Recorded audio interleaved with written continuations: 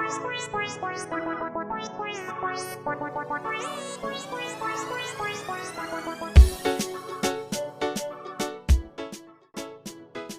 of prime entry. A book of prime entry is used to list all transactions of a similar kind before they are posted to the ledger. They are sometimes known as books of first or original entry. There are 8 main books of prime entry, namely the sales journal, sales day book, sales returns book, sales returns journal, purchases journal, purchases day book, purchases returns journal, purchases returns book, the cash book, which is basically 2 journals with the cash receipt side and the payment side, petty cash book, then last but not least the journal or the general journal. Before I go any further, I think it's very important that you know in general what a journal is. A journal can be a newspaper or a magazine that deals with a particular subject or professional activity. A journal can also be a daily record of news and events of personal nature, like those you put in a diary. Both these definitions are closely related to the accounting journal. This is true because books of prime entry are basically journals, recording the day-to-day activities of the business in a numerical format. Each book is dedicated to a particular type of transaction. The information recorded in these books comes from source documents, so these books are basically a way to sort the source documents and organize information. Now that you understand what these books are, let's begin. The first book on the list is the sales journal. This book records all sales made on credit. The entries are made from copies of invoices sent to customers. Here's an example of an invoice. There is no standard format for the appearance of an invoice, but you can see that they will all have these headings: the date, units, description, unit price, and amount. Next, we have the sales returns book or the sales returns journal. This book records all goods returned from the customers. When customers return goods that were bought on credit, they are sent a credit note showing the amount credited to their account for the returns.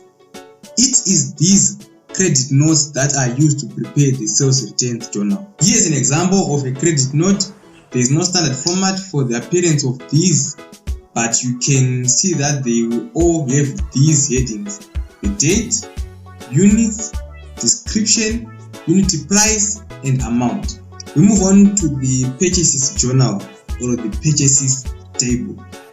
This book is used to record all purchases of stocks in trade made on credit.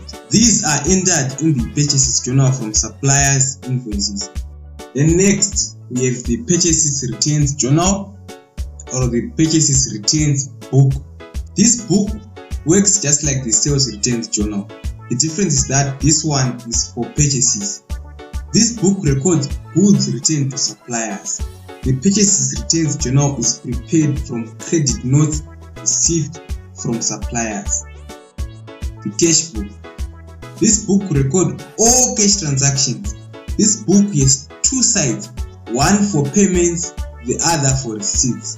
Receipts are credited while payments are debited. So it's 2 journals combined into one book. The source document is a receipt, bank statements, and any other documents showing evidence of cash movement. Here is an example of a receipt. There is no standard format for the appearance of these, but you can see that they will all have these headings: the date, units, description, unit price, and amount. Then we move on to the petty cash book. It's just like the cash book. The difference is the scale of the cash transactions. This book deals mainly with small amounts like purchases of stationery, money spent on lunch for the board meeting, even transport money for a company representative. The amount is what determines whether it's petty or not. Then last but not least, we have the journal or the general journal. Sometimes it's difficult to place a class on some of the activities of the business, whether it's a purchase or a sale. Hence, a separate book is dedicated to record any other purchase or sale of goods not intended to be sold. For example, we sell our business car on credit.